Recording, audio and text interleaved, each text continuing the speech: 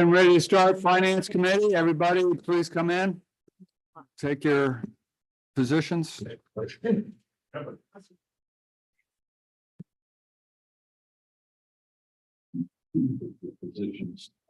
We're live. Okay. Clerk, do we have a quorum? Okay. We do have supervisors Runyon, Bruno, Beatty, and Frazier missing. Right, Chairman Garrity will serve to make one. Okay, thank you, Chairman. Yep.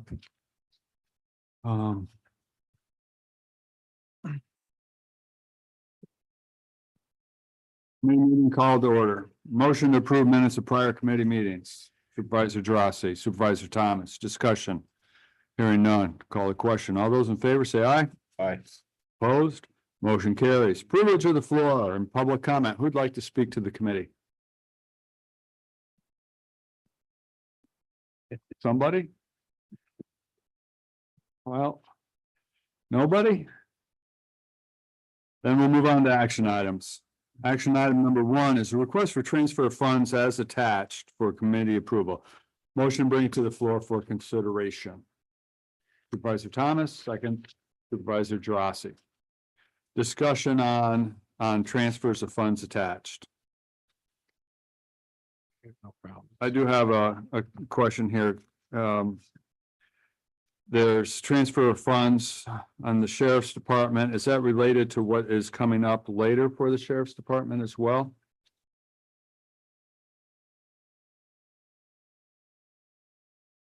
Yes, it is. Okay.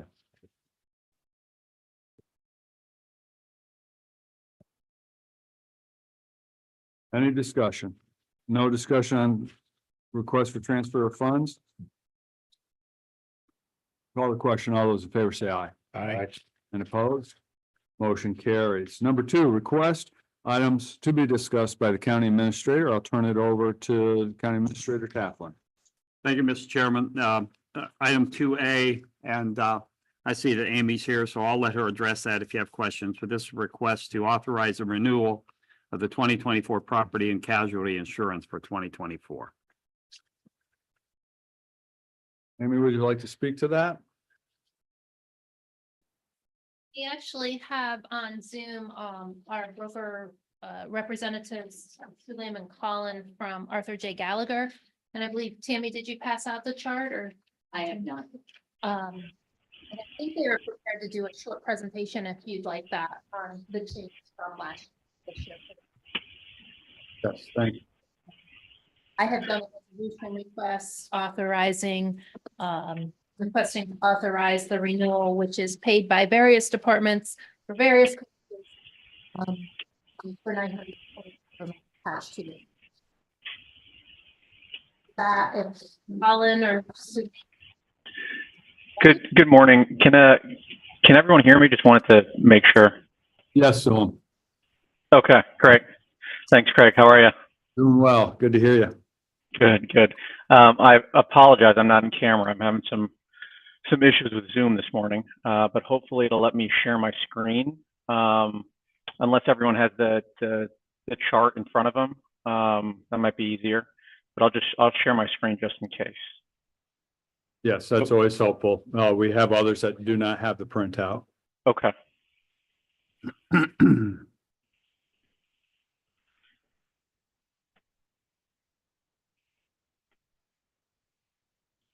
everyone see the spreadsheet? It's up, yes. Thank you. Great. How's the size of it? I know that sometimes it's kind of tough to see. Yeah, we have one screen where it's writ large that we can all turn to. Okay, great. I'll try to blow it up a little bit more. There we go. All right. First of all, good morning and thanks for having us on. What you're looking at here is the renewal summary for the county's 2024 property and casualty insurance. And so before I get into just kind of high level how the renewal went, I'll just provide some background on how we went about the process. And provide some background on the renewal last year. So if you all recall last renewal, the 2023 renewal, we conducted what's called the marketing of the county's insurance program, right? So a complete marketing of it. The carrier we were with at the time was increasing their rates quite a bit and also making some other changes that we weren't really comfortable with and comfortable recommending, increasing retentions and things like that. So we went out and sought competitive quotes, and in doing so, we obtained a couple different options, but one of which was from Travelers, which is the county's current carrier. And ultimately, we ended up recommending a change, and the county ended up switching carriers to Travelers. And Travelers has been the county's carrier since January 1st of this year. So we're going into year 2 with Travelers. That's just a little background on the renewal last year.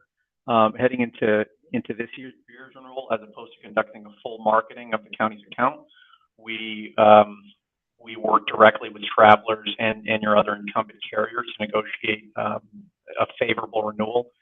Going out to market, we recommend doing every 3 or 4 years. But if you go out to market every year or every other year, you tend to develop a sort of kind of a bad reputation within the marketplace, and carriers tend to take your submission a little less seriously. So it's really not advantageous to do so. So that 2 or 3 or 4 year cadence is kind of what makes most sense, and where we're able to garner the most competition amongst the marketplace. So anyway, fast forward to this renewal. We worked, like I mentioned, with your incumbent carriers, and we're able to negotiate what we feel is a very, very strong and favorable renewal, especially given the marketplace. So I'll just quickly, what I'll do is kind of at a high level, I'll just go through and I'll scroll down here a bit, go through the premiums year over year, right? So for the most part, most premiums remain very, very stable. Really, the only premiums that there were major changes to, you'll see, are the property. So the property premium went from about $99,000 to $114,000. Now, take into account that, so that's about a 16% increase. Of that 16%, 7% of that was strictly because your exposure increased. So by exposure, we mean the total insurable value of the county's property. So the county's property went from 161 million here to 172 million for fiscal year 24. So in reality, the rate change is about 9%. Again, with 7% of the premium change being driven strictly by exposure. Property insurance is really the line of coverage that it's still very challenging and has been most volatile over the past couple of years. As we go down the list, you'll see that the liability marketplace has been pretty stable and I think actually flattening off a bit from where we were 2 or 3 years ago. The other really big change you'll see is here in general liability, going from about 96,000 to 118,000, or a 22% increase. Again, 6% of that was exposure change, just the county's employee count going up, the budget increasing, things like that. But 16% of that was rate, and so I'll just quickly I'll jump to the auto liability, because that's the other line item that increased by about 16%, with 13% of that being rate change. Those 2 lines of coverage, the increase there was really driven by the county's claims history, and so where we've had some issues is in those 2 lines of coverage, and I would favor auto liability even more heavily than general liability, despite the premium change. Auto liability is really where we've struggled with claims frequency, I would say, has been a big factor. So the premium change on those 2 lines is really being driven by the county's claims history, and we worked with Travelers and pushed them as hard as we could, but ultimately we were able to negotiate them down to about a 13% rate increase on auto liability, which is if you account for the county's claims history, still a pretty competitive renewal. Sure. Well, on the auto liability there, does that have a lag time, or Amy? If the claims come in, say in 2020, does that still hold over into our history for years to come? It does. So when underwriters look at your, your claims history, they typically do about a 5-year look back. So they like to see how things have trended over the past few years. And auto liability, and this is something that we discussed with the self-insurance team, but auto liability has been an issue for the county for for quite some time now. It's not just a 2023 issue. Yeah, we've been working hard on that, though. Yeah, we have one other question from the. Sure. Over here, Supervisor McGowan. Thank you, Chair. Yeah, just a quick question. Would it help on the auto liability if, we, we all have to take these different courses, throughout the, every year, but people that drive the automobiles, a defensive driving course that the county makes our people that use our, vehicles and that, would that help us in any way? Enforcing this, that this be a requirement every year for our employees, to take, a course that we put together. Kind of help remind people that, these are, taxpayer vehicles you're driving around in and kind of. Sure. No, yeah, absolutely. To answer your question, it definitely would help, and it's something that we recommend to all our clients to kind of be proactive about risk management and things of that nature. So when you are proactive about it, when you mandate defensive driving types of trainings, that that lets the carriers know, hey, we're trying here, right? We're doing our part in being proactive about mitigating our claims. So it certainly I think would help.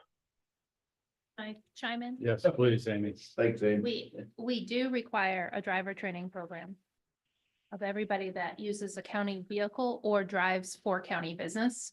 And we require that every 3 years. Our current version is about 2 hours long, done by the folks at Needham Risk Management.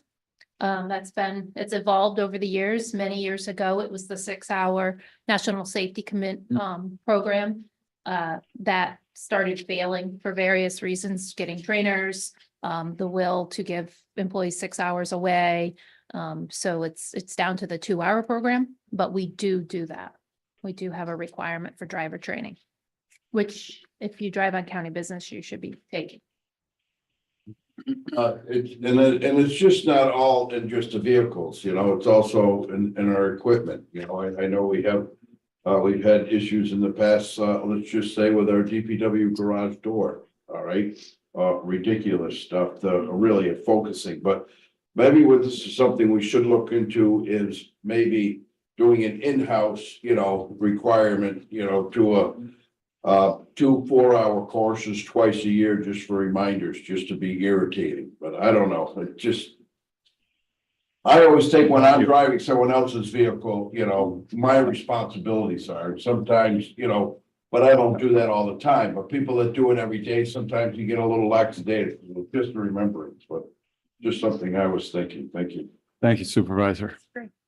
Chair, could you also just focus the committee on any changes in deductibles for that line and the reasons for it?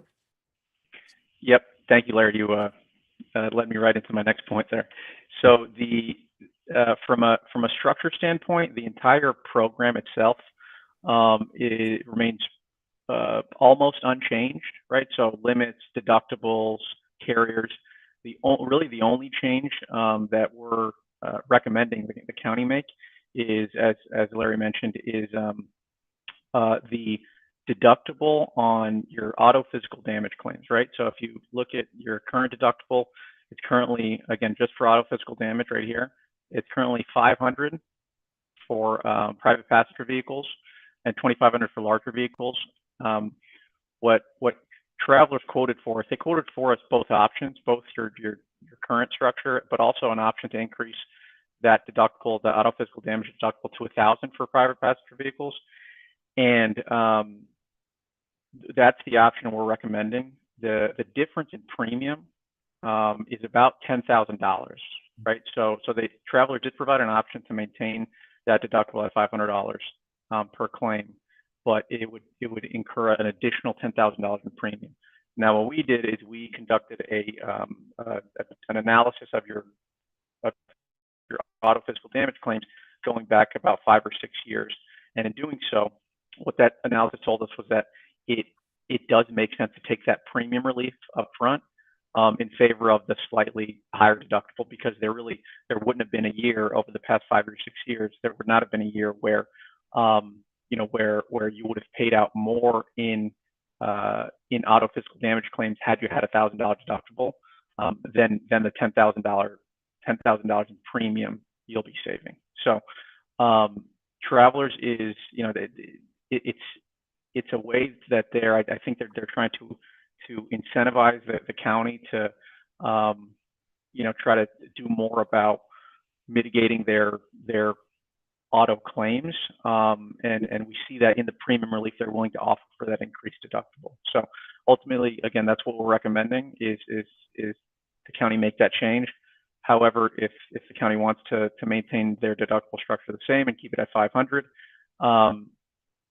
we also have that option, and again, it would be about a $10,000 increase in premium. We need that. Could I ask one follow-up before we move off of that line? Please. I know Amy has made a number of recommendations over the years concerning this one line of coverage. Do you guys have any suggestions or recommendations based on what you've seen historically with this line and the claims for auto, especially in comparison to some other municipalities that you do insurance brokering for? Sorry. What do you need to do to get better? Sure. So is that for us or for Amy? Sorry. No, you, because I know Amy has been preaching this line Yeah. a number of years. I'm just curious from your perspective, what you've seen and what you've seen in other municipalities that might assist us in getting a handle or a better control over this that we don't do right now. So I think there's a couple things, and I know we've discussed this with Amy, but what is already being done with regard to trainings and mandated trainings, I think is an initial step. A lot of our clients also take advantage of online trainings that we offer, that Gallagher offers, that are included in our service offering that relate to defensive driving and things of that nature. So I think whether you want to make those mandatory or optional, incentivizing employees that drive county vehicles to take those kind of trainings, I think would further that claims mitigation effort. And then this is more of a it's really totally a county initiative if it felt it made sense. But what we've seen other municipalities do is when we're talking about $500 or now $1,000 a claim, if there's a department or a couple different departments that are I think bear the brunt of that responsibility of those claims, making those departments pay for it out of their budget, I think as we've seen become an effective tactic for trying to reduce these claims. Because I think what happens, and this doesn't apply to everyone, but I think it does apply in some cases. I think what happens is sometimes employees treat these vehicles as they're county vehicles and they're not, it's not my personal vehicle, it's not my personal money. So I think they're treated with a little more carelessness, I would say. And so those types of initiatives might help with that. Thank you. Supervisor Getty. No, I 100% agree. We've had accidents in the past 5 years that should never have occurred. And, it cost the county we were out quite a bit of money in a couple of those accidents because of negligence on the part of the employees. And I think they need to be held accountable. I do think, you know, if, they need more training, we should give it to them, but he's right. If it's not their equipment, sometimes they don't concern themselves, but I know of accidents that have happened with county equipment that should have never happened, and we didn't do a thing about it. You know, I mean, we've always, kind of let them off the hook. So I agree with the training. I agree with the, driver's training for everybody, and, I think we need to stress the departments and the department heads if, you know, you need to, it should be a toolbox issue that you almost talk every day with somebody going out using a vehicle. Treat it like your own. Of course, that may not work all the time if you look at some of the vehicles, but you know, Yeah. I think it's crazy to let somebody wreck a county vehicle and there's no consequences to it. Not that they do it on purpose, but some of these accidents surely could have been preventable.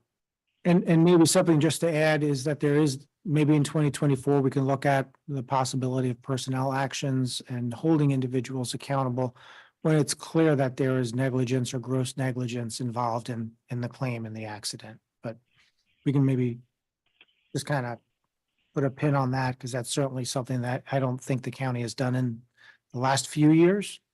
And we could look at doing it going forward, give everybody notice of it so that, you know, people know they're going to be held accountable when truly it's negligence based and not just part of doing the job. Thank you. Kevin, Superintendent Hajos. I'm just gonna jump in here real quick. I know this got nothing to do with the insurance itself, but we do start to hold people accountable. In fact, what we've done lately is if they have had these significant number at, we pull them from the vehicles. And we will provide them more training before we put them back in those vehicles. So we are starting, they're not necessarily getting, you know, something written up, you know, like any of our agreements, but they're getting consulted. And they are being removed from the vehicles until they get proper training or better training. Well, even more important, DPW has taken personnel action against Yes. some individuals who were consistent offenders. So, Sure. you know, I think that's all steps in the right direction. Thank you, Superintendent. Celine, we'll let you continue on. Okay. Aside from, again, from a structure standpoint, that's really the only change we're recommending. Aside from that, everything else is very, very strong as far as rate goes, right? So we'll see, just going down here, most of these numbers are in the low to mid single digits, and some are actually, you know, backwards. So we were able to negotiate overall a very favorable renewal with Travelers. Travelers is you know, they're a very strong, reputable carrier. They're committed to being a long-term partner for the county, and I think this first renewal is, you know, is proof of that. The only other thing I'll mention is the workers' comp policy with Midwest. The premium is up 1%, which 3% of that is actually exposure driven, right? So your payrolls are up 3%. So in actuality, the rate is down 2%. Midwest offered the county an option for a 2-year policy with a rate lock in year 2. So it would be a flat renewal in year 2. Our recommendation is that the county take advantage of that. You know, the insurance marketplace is a volatile place, and when there are carriers willing to offer rate locks like that, you know, we typically recommend taking them. So that's another option that's on the table for the county. And would that be in our resolution today? Does it need to be? Okay. I have Amy here shaking her head, so yeah. Okay. Yep. Yeah. It wouldn't be payable all up front. Ah, gotcha. So I'll just scroll down here to the bottom where you see the total annual premium. Back up a second. That's not my understanding. If we do the rate lock, it's not, the second year is not payable till next year, correct? That's correct. Yep. All right.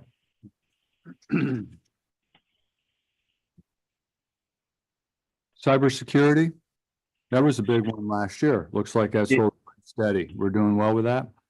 It was, yeah. So cybersecurity is up only 8% in premium, again with with 6% of that being driven by exposure. So really only a 2% rate increase from travelers. So from a cybersecurity standpoint, we're in really good shape, and the renewal is really strong.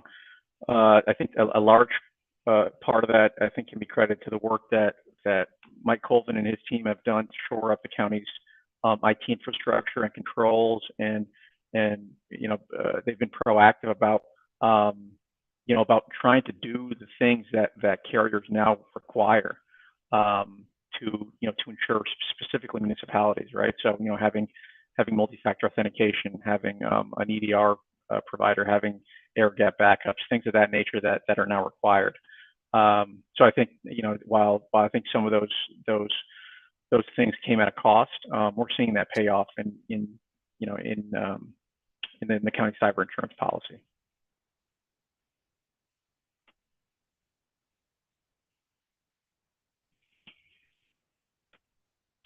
The healthcare general liability, professional liability policy, the reason you see the premiums up so much is because the exposures are up quite a bit, right? So the exposures are up 28%. The exposures that are pulled are health department visits and health department treatment receipts. So the home visits are up about 14%, and the receipts are up about 47%. So that's where that increase in premium is coming from. If I can add, the reason for that is because the prior year was still in COVID, so it was artificially down. Because we Right. questioned that and checked it.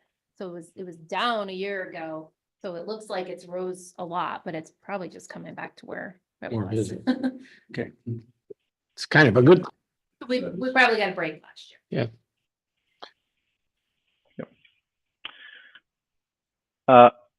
Overall, when you look at total annual cost, the total annual cost is going from about $833,000 to $911,000, or about a 9% increase. That's just in premium. Now again, of that 9%, probably 4 or 5% of that is strictly exposure based. So we're looking at about a 4% rate increase at renewal, which is again very, very strong in this marketplace, and we're very, very pleased with. Yes. Yeah. Any other questions? Station or Salim, you have more you want to go over here at the bottom? Nope. The last thing I was just going to mention was, I think everyone will be happy about this. We're about $31,000 under what was budgeted. So we're in good shape from a budgetary perspective. Great. yeah, that's good. Thank you. Could I ask one question or follow up on one point? Yes, sir. Thank you. Last year, the board made the decision to not spend money for the additional excess coverage on sexual abuse claims. And there was a savings in premium of about plus or minus $250,000 that the board put into a separate budget line, kind of as a rainy day coverage for future sex abuse claims, given that we didn't have that additional coverage anymore. We don't have that savings this year because we didn't get that policy coverage last year. Do you have any thoughts or opinions on whether we'd even be able to get that type of coverage this year in the marketplace, and what the cost would have been if we could have? Yeah. So the question of if it's even available, it's not available through Travelers because that's that was the main difference between Travelers and your prior carrier Zurich.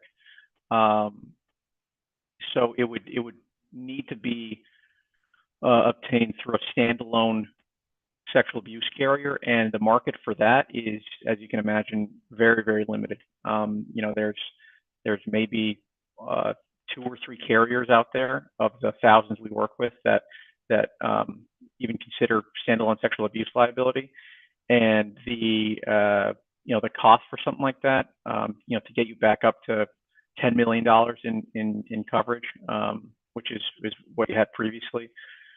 It would be kind of hard to ballpark, but I would say at a minimum it would cost 250, if not $300,000, just for that standalone coverage.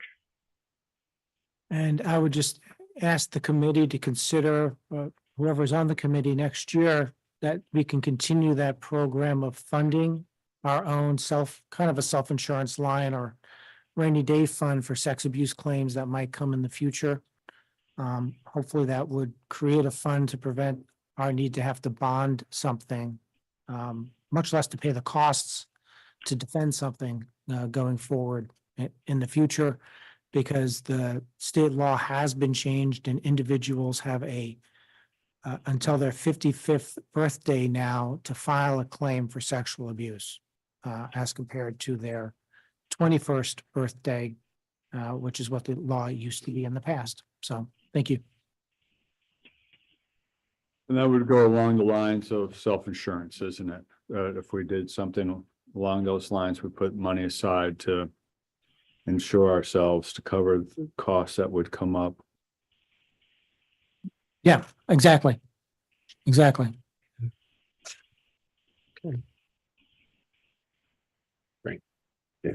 With that presentation, Amy, anything you'd like to add before we bring the motion to the floor?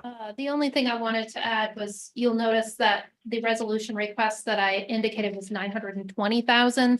The renewal program sums to 911,441. We always add a little bit in there for any changes, like equipment that was added from the time we sent the list in September to January that didn't hit this look back for the premium. So we have a little bit of wiggle room, so we don't have to come back and get more authority to pay the bills when they come in January.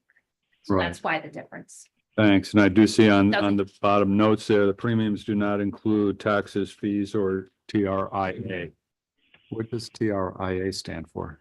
Tourism coverage. Yeah, so I rounded up a little. Yeah. If the bills don't come in more than 920, we don't use it. Good. Motion to bring item 2A to the floor. Supervisor Gerasi, Supervisor Thomas on the second. Any discussion? Hearing none, call the question for item 2A. All those in favor say aye. Aye. Opposed? Motion carries. Thank you, Amy. Thank you, Salim. Thanks, everyone. Appreciate all your hard work on pulling this very complex package together. Absolutely. And thank you to the self-insurance team for all their work in pulling all the information together. They're always very easy to work with. They are good. Have a good day, everyone. Take care. Item 2B, general report of transfers approved by the county administrator staff for October 2023. Anything you'd like to mention on that?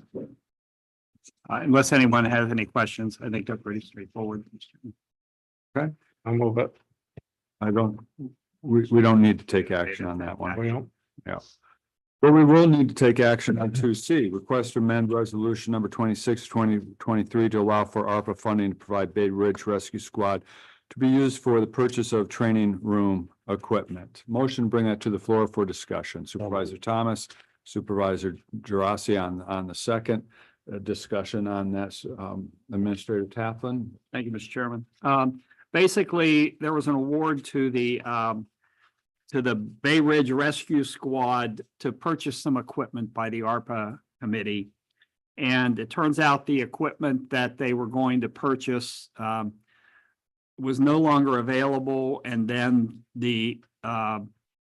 because it was discontinued, a replacement for that equipment is no longer available or not yet available. So it won't be available till next year. So what they did is they came in because the Bay Ridge and Queensbury, North Queensbury have merged. They came in and requested that they use this money to purchase training equipment that they're going to need to conduct training for those two emergency squads. And So the contract, the way the ARPA award was, they wouldn't have been able to just do this. So we're coming to the committee and asking that we just give them the permission to go ahead and use this ARPA money that they already have to purchase the training equipment. Thank you. Did we bring that to the floor? Yes. Okay, so this doesn't need to go through the ARPA committee at all? We didn't think it did. That's why we didn't have an ARPA meeting No. scheduled. We didn't want to, You're not changing the amount. we're not changing the Yeah. amount. And it's for the same beneficiary and Yeah, it's same it's for beneficiary. along the same lines of what they wanted to do with the original funds, correct? Yes. Okay. Any discussion on motion to C? Actually, they're gonna offer training to the whole county region. For Yeah. EMTs and paramedics. So that's, And is that that's a good because thing. Mountain Lakes is giving up? No. Doesn't matter. That somebody needs to do it, and I think they're the good to do it, and it's a good central location for everybody. Yeah. I'll call the question for 2C. All those in favor say aye. Aye. Opposed, motion carries. 2D, Thank you, Mr. Chairman. Okay. 2D is on behalf of the Sheriff's Office, request to appropriate $947,481 from Budget Code A909, the general fund unappropriated surplus to the budget codes outlined in the resolution to cover salary expense for the Sheriff's Office through the end of the year. And so the sheriff came to the Criminal Justice and Public Safety Committee and requested transfer from three budget codes or two budget codes basically to cover overtime expenses in the 9/11 area and in the corrections area. Traditionally, we have under budgeted the sheriff for overtime, primarily in corrections, but most for overtime across the board. So when we brought the resolution forward, had a discussion with the treasurer. I see the treasurer's here. He can provide more insight to this if necessary. But we realized that the sheriff was probably going to, by moving money out of the two budget, the salary lines into overtime to cover the overtime, they would probably run short of funds based on projections through the end of the year. So we sat down with the treasurer's office, and what we determined is there are four more pays periods for the sheriff's office for the rest of the year. And we believe the amount they're going to need to cover those pay is $947,481. Now, there were a lot of different other things that kind of impacted the sheriff's budget. We had settlement for the corrections and the PBA and the PSBA that were not in the budget. So that amount runs somewhere between $335,000 and $500,000 based on the cost to overtime, based on the increases that were given in those collective bargaining agreements. So that was an unprogrammed expense. We just think it makes sense right now at this time to take the money out of the general fund and cover the pay for the sheriff required for the remainder of this year. And between the treasurer's office and our office, we're not quite sure. We believe there will be some money returned to the fund balance at the end of the year from salaries in the sheriff's office. As a result, we're not sure how much. Again, they're estimates through the end of the year. So we just thought this made the most sense rather than going in, because we could have gone into a lot of different other budget codes, fringe and things like this, and pulled money out and moved it into cover the overtime. But we think this makes the most sense at this time. I'll make that motion. we have a first and second on the floor, Supervisor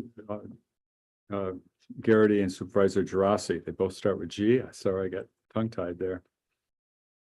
Okay, discussion. It's gonna end up same place, Supervisor whatever Thomas? money is left over, right? Yeah, I would just say that as far as corrections, I don't want to tell the sheriff how to run his jail, but he needs to get this overtime under control. Either hire enough correction officers or I don't know, figure it out. That this is, And 755,000 in, well, actually, in overtime is, quite a lot of money. I don't think it's ever been that high. Roy, I had sent out an email this morning to the sheriff. Is the sheriff here to speak on this at all? He was not gonna be here, right? He had surgery or something. Under sheriff? No one from the sheriff's office here to speak for $1 million appropriation? Okay, Again, I think that, excuse me, Mr. Chairman, yeah, I believe that, we believe this came from a recommendation from the county administrator's office in conjunction with the treasurer's office. Because the sheriff made us a different request of the committee that was approved by the committee to be forwarded to this finance committee, but we're the ones who went back and said, we think this is the way we should do it. So they were taking our advice on this. I'll appreciate your doing the work for them on this. Can you explain under item 1 revised there that we have our request for transfer of funds?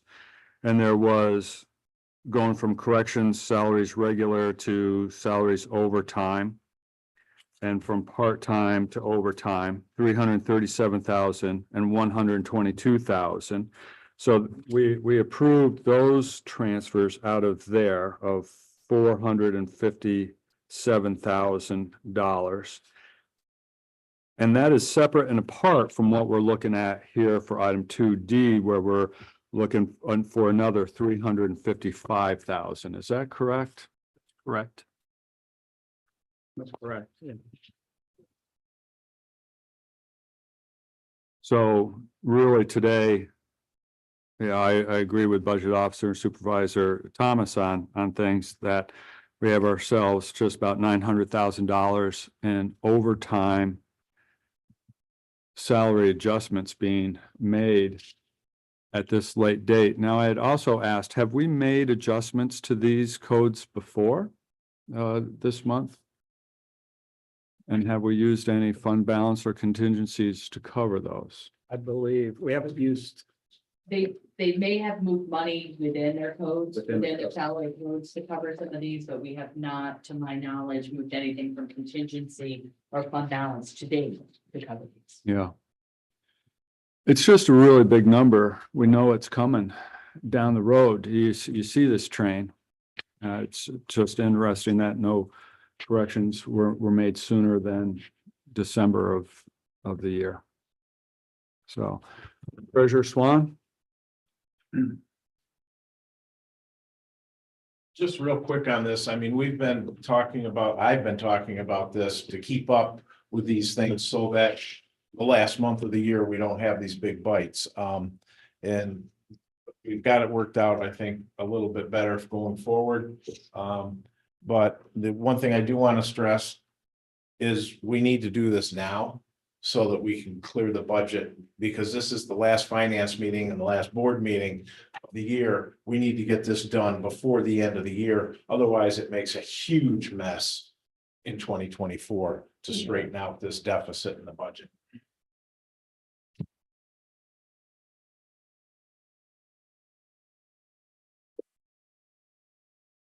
Supervisor Thomas? I will say that part of this is catching up with the adjustment that we did, last year. A part. That's correct. We had to move money in to cover the 275 an hour raise too. Not the majority, but a part. Well, wish him better luck next year. All those in favor, say aye. Aye. Opposed? Motion carries. On to 3, request to be discussed by County Treasurer Swan. To define county service as it relates to retiree health insurance benefits to include previous service time with SUNY Adirondack. You have the floor, Treasurer Swan. Good morning, still is morning. Several years ago, my office hired an employee who was previously worked at SUNY Adirondack. And they were unfortunately given misinformation at the time of hire stating that their time at SUNY Adirondack would be included in their vesting time with the county for, to get vested, to get health insurance at the time of retirement. And it was not correct. They got bad information. So what I'm here is I'm asking for a resolution to grant an exemption so that this employee can get the vesting that should have been given to her by the statements that she was given to. And allow her to retire with the health benefits before she's the age of 74. And this is kind of based on, and we've gone back and forth with the county attorney about this several times. But PERB has found that the community college workers they consider them to be employees of the sponsoring county. Also, Warren County administers the SUNY retirement, and the New York State retirement system considers the employees of SUNY Adirondack as Warren County employees. So I mean, this is why we're in, I mean, the county approves the SUNY budget. So we're linked, and that's why I'm here, just asking for this exemption for this person, because, and if they weren't given the wrong information, I wouldn't be here asking. Motion to bring it to the floor. I'll bring it to the floor. Supervisor Thomas, and is there a second for it? Supervisor Drossy, discussion. Supervisor Garrity. Yeah. My only concern with how many other people will this impact throughout the county when somebody was given wrong information? Is it been memorialized? Is there something when they were hired that said that they would be treated as a county employee? And I guess I don't understand, is a person ready to retire and lacks years of service to collect the county health insurance? They're a few years away, Okay, but you have to be vested for so many years in order to get the full retirement health benefits. And she will not have that until quite a while out. how many years do you have to be vested? I believe it's 20. 20? I believe it's 20. 20? It is 20. Can I maybe just give a little Yeah, more context? And I'm not talking about any individual case, I'm talking globally, because I'm not sure I would recommend a resolution to affect one employee only, because then that opens the door as to why doesn't it apply to other people similarly situated? that's my question. So the way the resolution request is submitted, I think is fine in that it would be looking for a resolution from the Board of Supervisors to create a new policy. And the new policy would be what the definition is going forward for service. And is service limited to employment as a County of Warren employee? Or will it include time spent under the employment of SUNY Adirondack? My office worked on preparing a legal opinion and did the research on it to see if this was purely a legal issue that could be resolved through research. And we got to the point where it just could not be clearly resolved legally, that a decision would need to be made in order to include prior service time from SUNY Adirondack employees as Warren County service time. And while it's absolutely correct what the treasurer says, that when you look at PERB cases, they tend to show in what's called joint employer status between a county and their community college. There's also a lot of other factors that come into play as well. You know, who does the payroll, who's accounting for holidays, is the union the same union that's governing both? And it's a long list of factors, which makes it ambiguous for the purposes of legally saying, yeah, this employee's time or any employee's time at ACC would count towards county retirement, which is why this is in front of you. So that's piece one. Piece one is that has nothing whatsoever to do with the pension retirement plan of the state of New York. Right? This is only about the additional benefit that Warren County provides of continued coverage for health insurance purposes for our retirees. And that only occurs when an employee retires with 20 years or more of county service. So does that ACC service time get added to the county time going forward to hit the 20 years or not? So that's really decision point number one. I think that decision impacts other things as well. So first, is this only for out of unit employees? Because this additional benefit is defined in each of the collective bargaining agreements with the unions, which have to be negotiated, and one of which is in negotiations currently. Under the out of unit, there's two areas that it would impact the definition of service.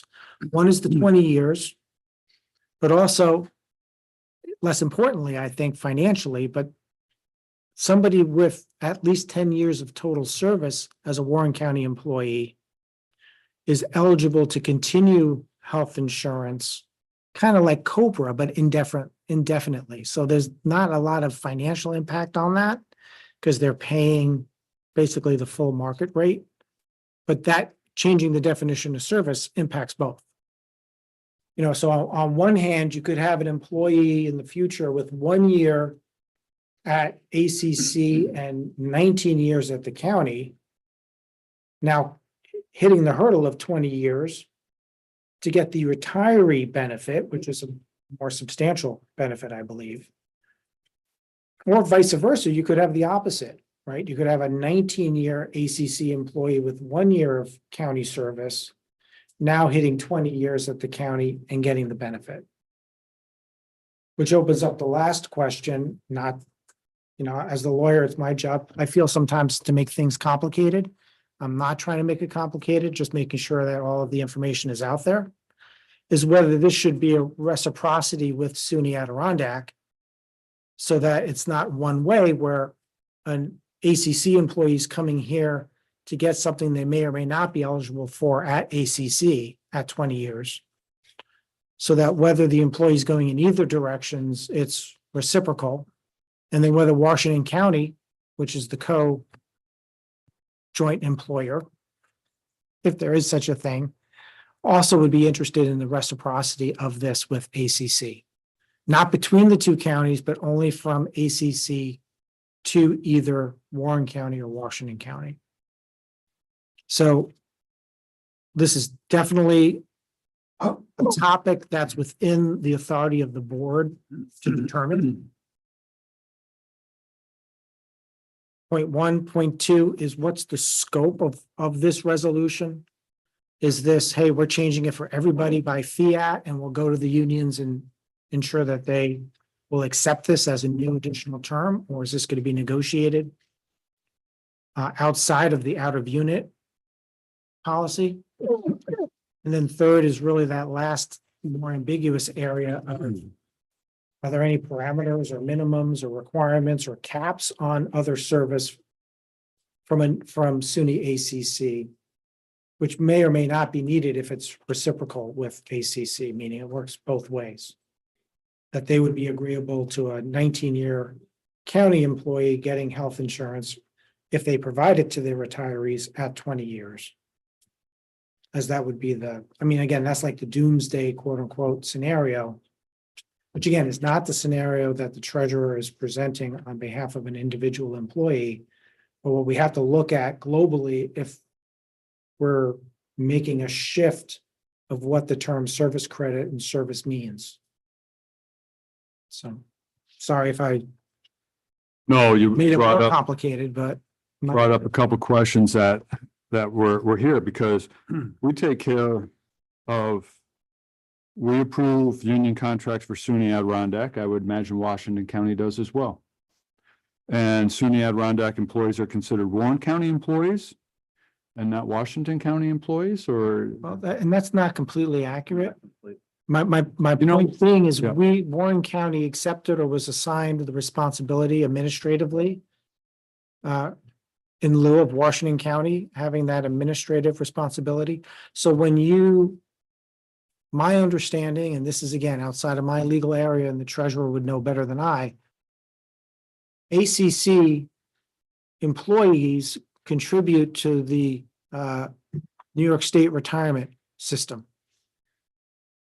Warren, those monies come through the county. I don't know if they come directly dollar for dollar as form as reimbursement, but they fall under Warren County's umbrella as the agency Retirement bill. for retirement, but they're not our employee per se under many of those rules concerning payroll, hours, oversight, stuff like that.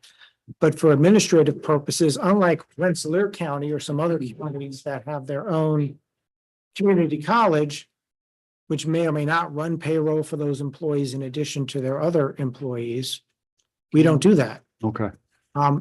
Which is why I could not provide a legal opinion that said as a matter of law, prior service at ACC would be considered employment years for the county and why the resolution's before the committee now.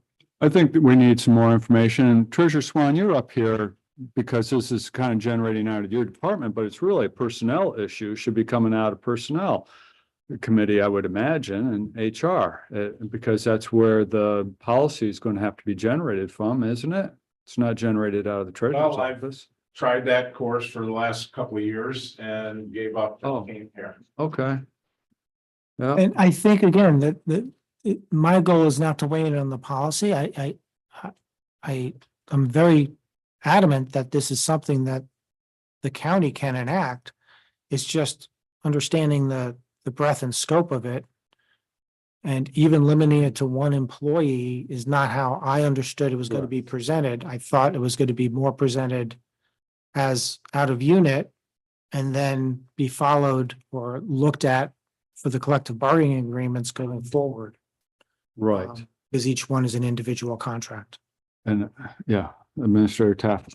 Thank you, Mr. Chairman. And this has been discussed by HR several times since I've been here. And the point from the HR perspective is we did not see how it could be a resolution affecting one person without having that resolution affect every single person who at some point has serviced with SUNY Adirondack and then becomes a county employee.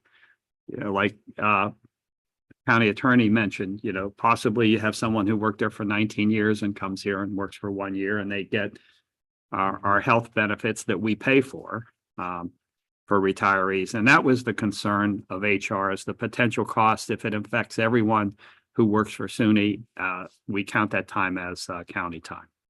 Thank you.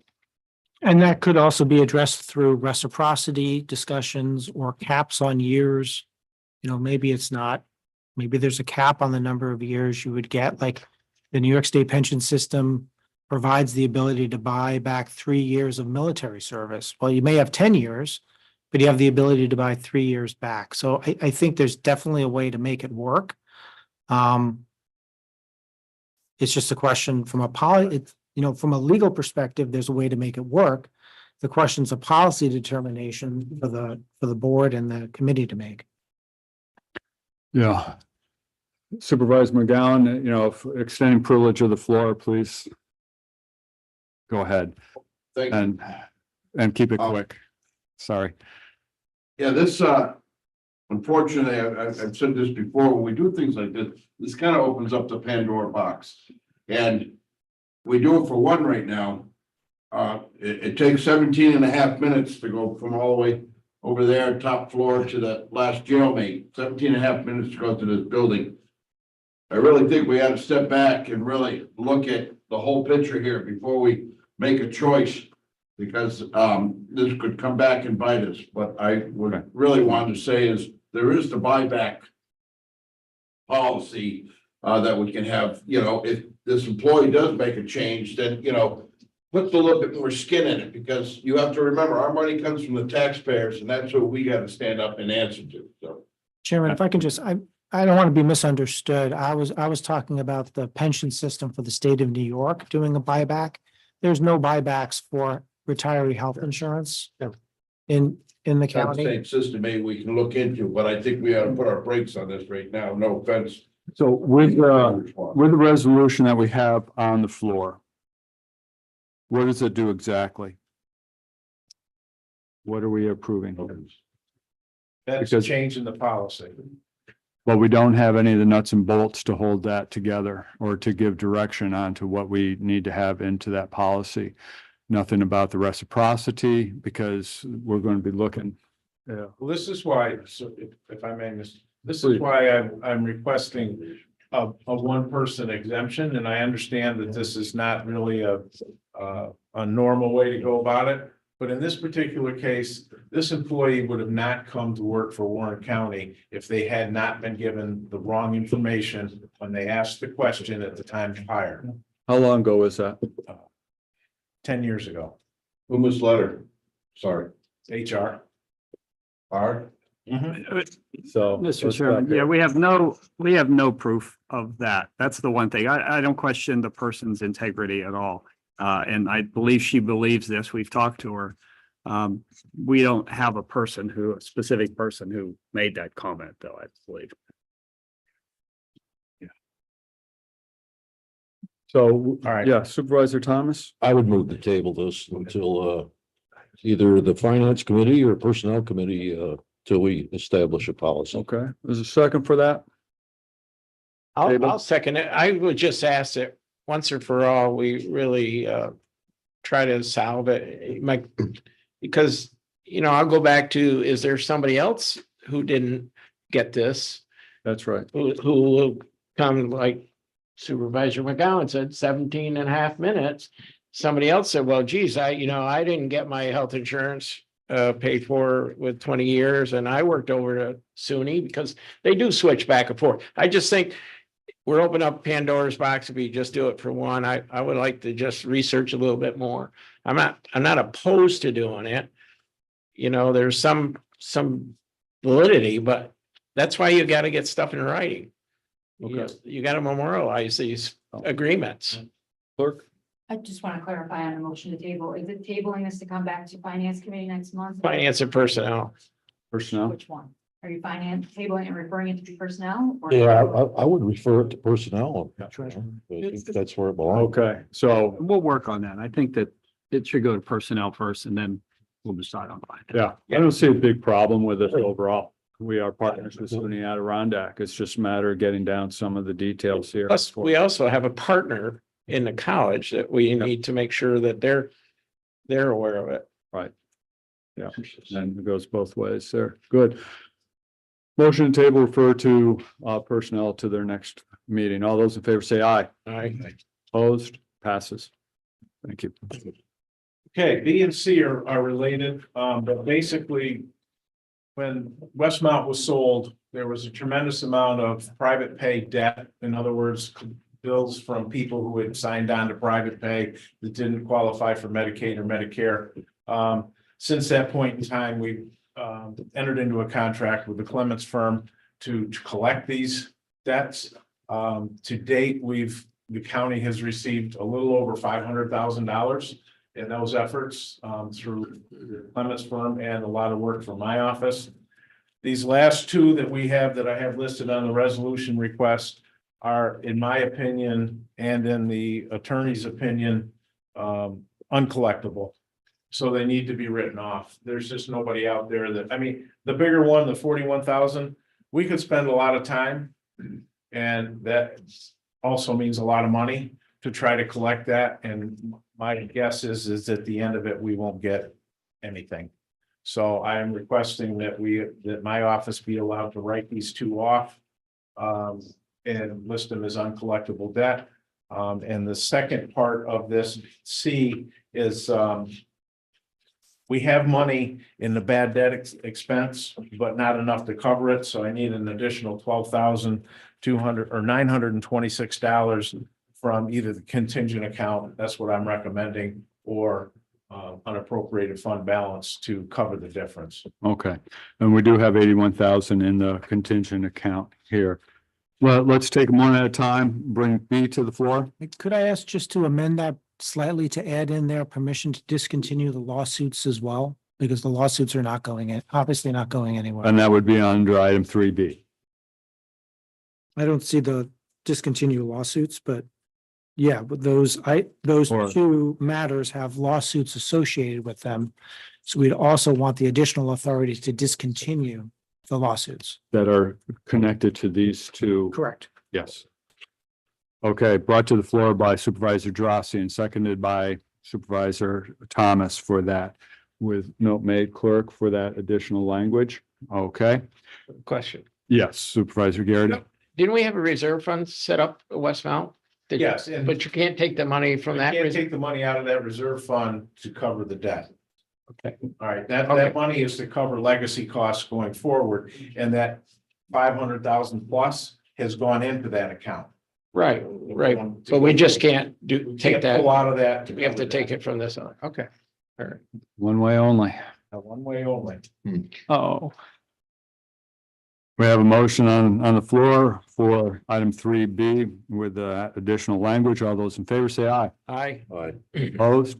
Motion carries. On to 3C. Motion to bring that one to the floor. Supervisor Garrity, Supervisor Gerasi on that for the transfer out of contingency fund. All, any discussion? Hearing none, call the question. All those in favor of item 3C, say aye. Aye. Opposed? Motion carries. Thank you, Treasurer. Item 4, request to be discussed by County Attorney. County Attorney, you have the floor.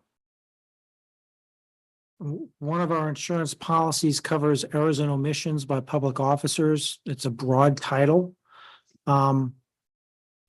This resolution request, that, under that policy, I believe it's the only policy we have where defense costs are paid as they're incurred up to the deductible amount. Typically, defense costs are paid by the carrier and are not deducted from the deductible amount. This one particular policy, historically and currently under travelers, is the opposite, and probably because of the types of claims that come in.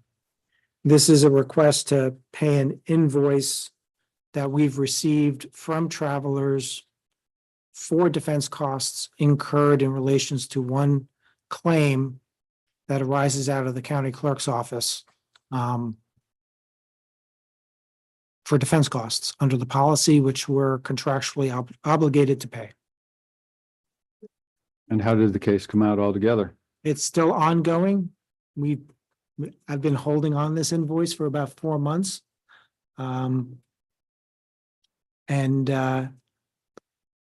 If anybody has an appetite to go into executive session, I'll be more than happy to tell you about the action, but I don't know that there's much I could add other than we owe this, it's contractual, and Travelers.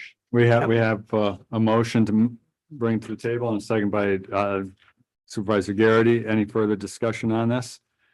Hearing none, all those in favor say aye. Aye. Opposed? Motion carries for item 4. Item 5, referrals from criminal justice, public safety. Yes.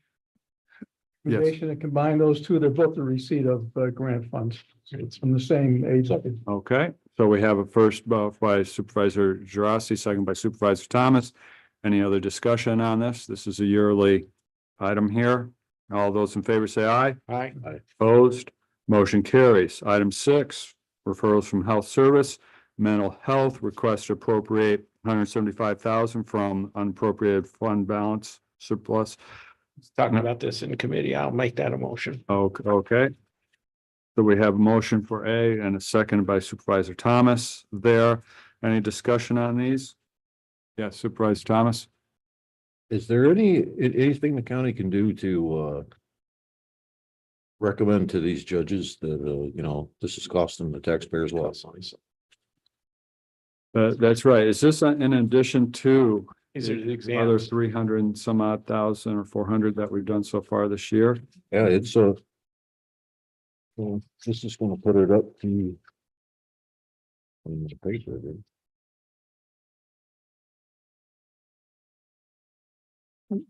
Not knowing the specifics, but from a legal constitutional perspective, competency examinations are required under the federal and state constitution because we are unable to proceed to trial against somebody who lacks competency. So when there's an issue of competency, the court is going to order it.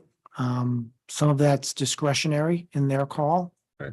That's 662. But practically speaking, when there's a significant issue of competency that's raised, nobody wants to go forward on that, only to have it kicked back years later, maybe after a trial when all the victims have testified, to find out they have to do an exam before going back to do a trial all over again. So I think the courts tend to err on the side of caution in the hopes of not having to do it twice, and not just the costs, but the personal costs and emotional costs often on victims that might be involved. So Well, We have a first and a second. Yeah. It's almost like, is it an unfunded mandate? We're funding it. yeah, but it's a mandate from the federal constitution and the state constitution Okay, as it's much as mandate. by statute. I mean, it's listed as criminal penal law, section 730, which is a state statute, but really it's just a statute that states how we're going to protect individuals' constitutional rights under the federal and the state constitution. I'll call the question. All those in favor of 6A, say aye. Aye. And opposed? None? Motion carries. 6B. Who'd like to bring that to the floor? The pass-through, Supervisor Garrity, Supervisor Gerasi on the second. Any discussion on this pass-through state funding? No. We'll call the question. All those in favor of 6B, say aye. Aye. Opposed? Motion carries. 6C, request to amend the budget in the amount of $10,000 to reflect added expense of COVID vaccine. Moved by Supervisor Garrity and Gerasi on second. And this is coming from Public Health Disease Programs Immunization Revenue. Is that correct? Yeah. Okay. All those in favor say aye. Aye. Opposed? Motion carries. On to 7, referrals from Human Services. 7A, Countryside Adult Home, request to amend the budget in the amount of $21,413 to reflect receipt of funding from New York State Department of Health for Equal Program. And I'll move it. okay, There's a letter here. It tells, explains it. 7A with a second by Supervisor Gerasi. Any discussion? Call the question on 7A. All those in favor say aye. Aye. Opposed? Motion carries. On to 7B, Department of Social Services, request to amend the budget in the amount of $62,000 to increase expenses and revenue, and based on approval of Code Blue budget from New York State. And bring that to the floor. Supervisor Thomas, Supervisor Garrity. Full blue funding. All those in favor say aye. Right. And opposed?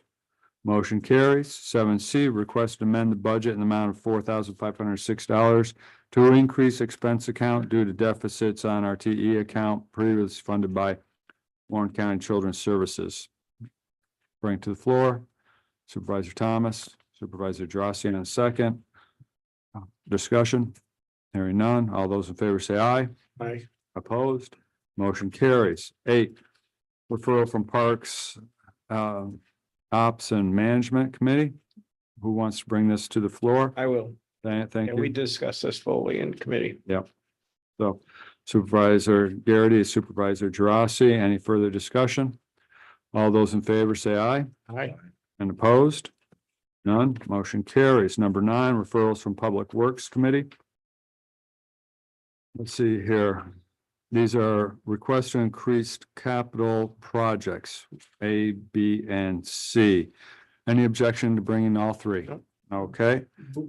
Okay, Supervisor Drossy with Supervisor Garrity on second on that. Any discussion on these?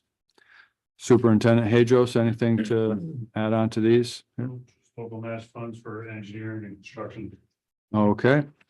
All those in favor say aye. Aye. And opposed?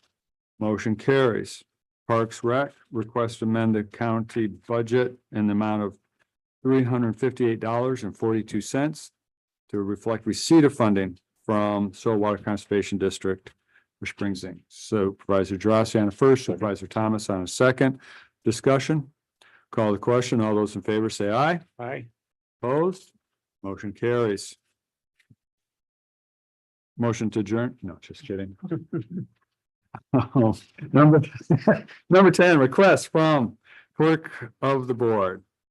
Clerk, you have the floor. Yep, so this is a list that's here. These are all our standard annual resolutions that are related to the budget, tax warrants. They're for fixing rates, levying unpaid school, a lot of other things there. That are all based on the actual information you get from real property. I don't have drafts because we're still waiting for that information to come in, but this is just to get authority to do the resolutions to go to the board for the December meeting. Move it. Okay, Supervisor Drossy, Supervisor Garrity on first, Drossy on second. Any discussion? Or none? All those in favor say aye. Aye. Aye. Opposed? Motion carries.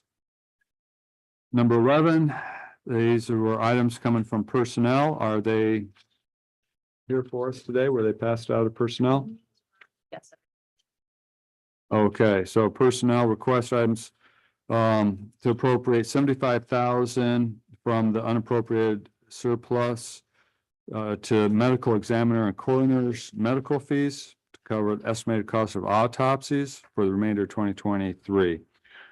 Supervisor Garrity, Supervisor Drossy on second. Any discussion? All those in favor say aye. Aye. Opposed? Hopefully they don't have to run through that. Let's see here. Referrals from the Health Services Committee. Request to amend the table of organization and salary schedule to create the new position of service assistant, office for the aging, part-time, effective January 1st, 2024. I'll make that motion. Supervisor Garrity and Supervisor Drossy on second. Discussion? Call the question. All those in favor say aye. Aye. Opposed? Item 11.4 passes.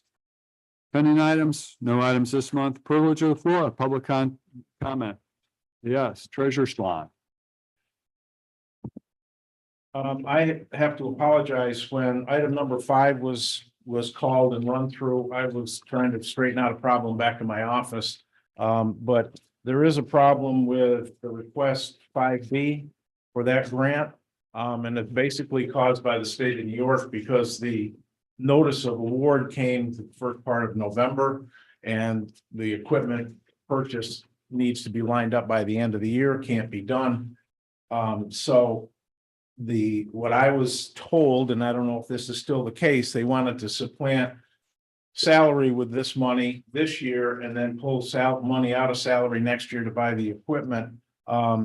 That we can't do that. And unless the state will give us in writing that we can do that, number one, or that we can get an extension of this grant into next year to purchase this equipment, which neither has come forward and we've asked for both.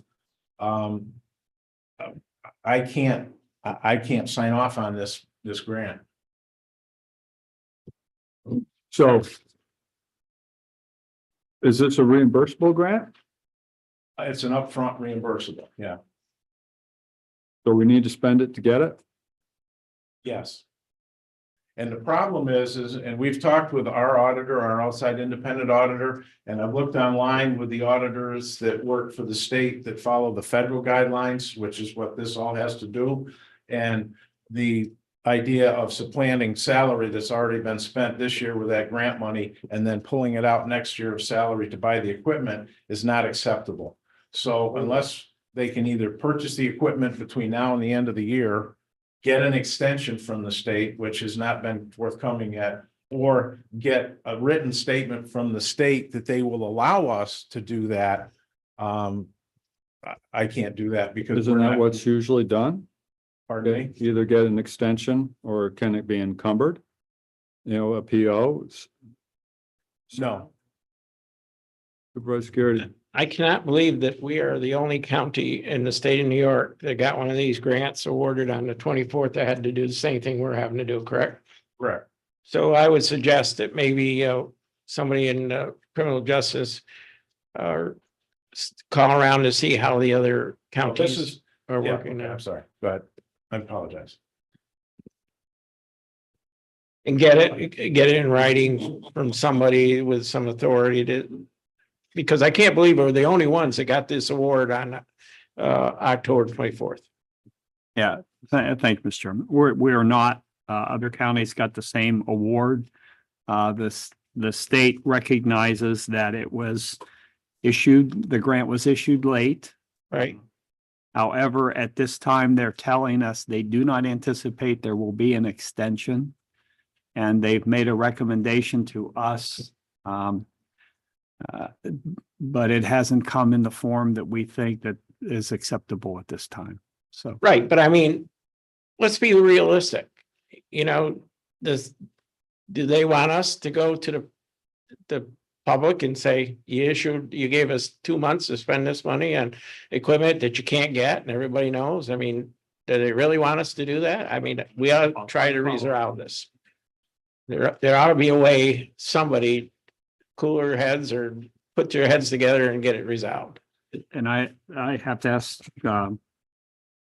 my parliamentarian, but is there a way that we can pass this on prior to the board meeting? So if we can resolve it at the board meeting, then we can go ahead and pass it. But if we haven't been able to resolve it by the date of the board meeting on the 15th, then we just pull the resolution. I would say that the committee can pass the resolution, and if at the day of the board meeting, if it hasn't been resolved, we just make a motion to draw. Pull it. I have no problem with that, and I would like to, believe me, I would like to get this done. There's no question, but I'm gonna be gone in 32 days. And I don't want to leave a mess for the next treasurer on this. Understood. We did pass it already. Yeah, So I just wanted to bring up the point on it, and I apologize that I missed it when you were I discussing. thought it was resolved. That's why it was on here. I did too, so. Ask. We'll get it resolved. And Thanks. so I would imagine, looking at the sheriff's call center budget, that there's a lot of things they want to buy already. And are there any deferred? I'll let the county administrator work that one out with Do a full court department. press on it. So. Well, let's see here. What are we down to? Motion to adjourn? By Supervisor Drossy, Supervisor Thomas on second. All those in favor? Aye. Aye. Finance Committee adjourned.